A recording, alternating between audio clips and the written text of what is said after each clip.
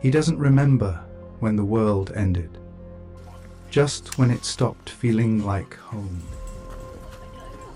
Reader flare. Every step toward the spaceport is another reminder of what was lost. Cities hollowed out, skies owned by machines, silence where people used to be. He's walked these roads before, but they change every time. Scavengers come and go, raiders don't. They adapt.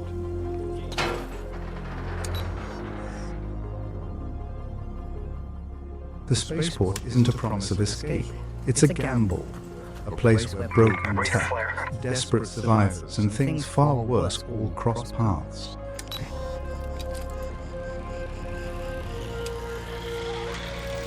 He knows the risk. He knows what hunts out there.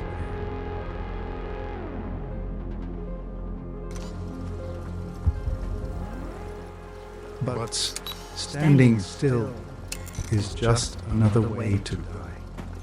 So he moves forward, toward the ruins, toward the machines, toward whatever's waiting at the edge of the sky. Because out here, the journey isn't about where you're going. It's about whether you survive long enough to get there.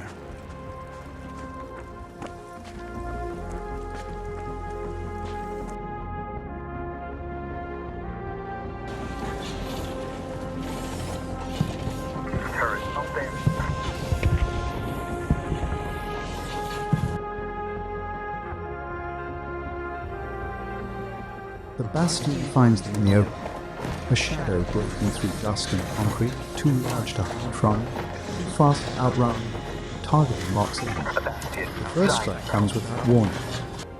The strain arrives, metal falling. The road to the spaceport turns into a kill zone. The raid fights back because instinct leaves no room for thought. Rounds tear into armor that barely notices. Sparks dance across steel over from the wall itself.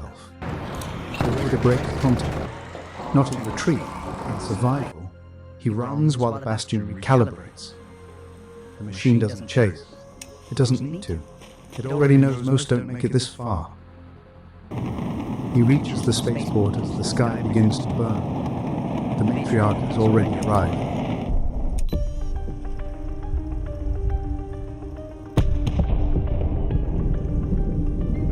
Out here, courage buys you seconds. Judgment buys you distance. And distance is the only thing standing between him and whatever waits beyond the sky.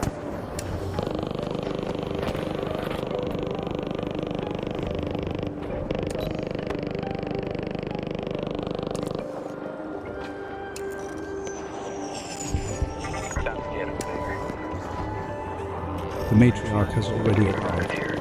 She looms beyond the concrete and steel, a presence felt before it's fully seen. Missiles tear free from the machines and fall like judgment, slamming into walls meant to protect, into ground meant to hold. The survivors don't run. They brace behind shattered cover, weapons shaking but steady enough.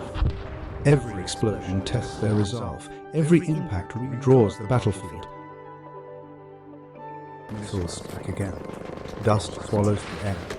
Fire crawls across concrete. Still the survivors push back, firing upward, refusing to vanish quietly. There's no heroism left in him, only defiance. He watches from the edge of the fight, understanding the cost. This isn't a battle for victory. It's a battle for permission to remain, against missile, against against the will of something that believes the spaceport already belongs to it. And for now, through smoke, fire, and loss, the survivors are still standing. The line holds. It breathes like a wounded thing. It is not a wall, not a barrier. It is a thin rope pulled taut, and with every impact, another fighter slips. The atmosphere is thick, a soupy mix of cordite, ozone, and the acrid tang of corrupted metal. Smoke hangs in low, gauzy sheets, backlit by the sporadic muzzle flashes that tear brief, violent holes in the gloom.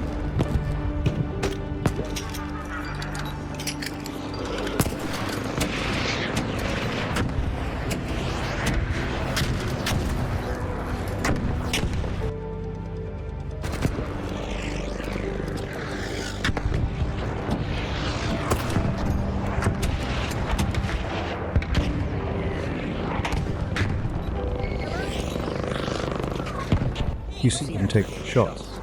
Sharp, disciplined cracks of energy fire that glance out toward the advancing mechanized forms. A shoulder-mounted rocket blazes a trail through the haze, and for a second, a silhouette is born from the flame. A raider raced against a shattered column, face in behind a visor. But the line is learning to leave. One by one, the geometry of their defiance changes.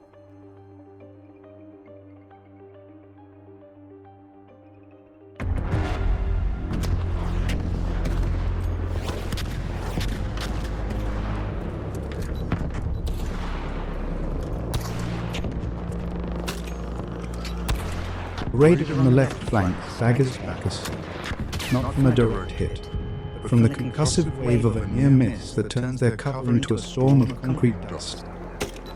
They don't fall, but their rhythm is broken. Their reload is a second too slow. The gap in their suppressive fire is instantly probed by searing retaliatory beams that force the person next to them to duck, fracturing the synchronized pattern of their effects. No. Two others shifting to cover the new vulnerability, their own fields of fire narrowing.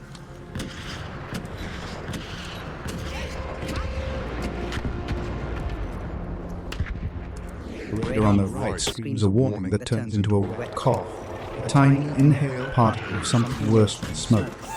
They go down on one knee, and a section of the line instinctively contracts.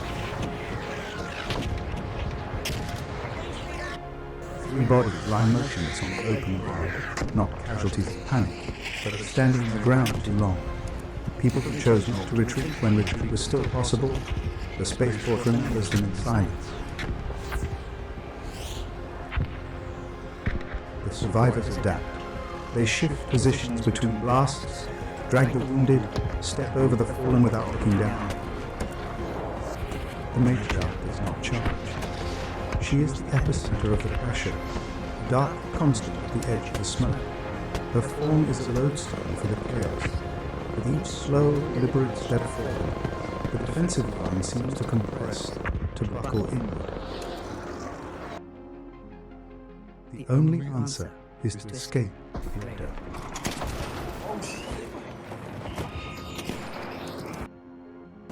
To escape, to tell the story.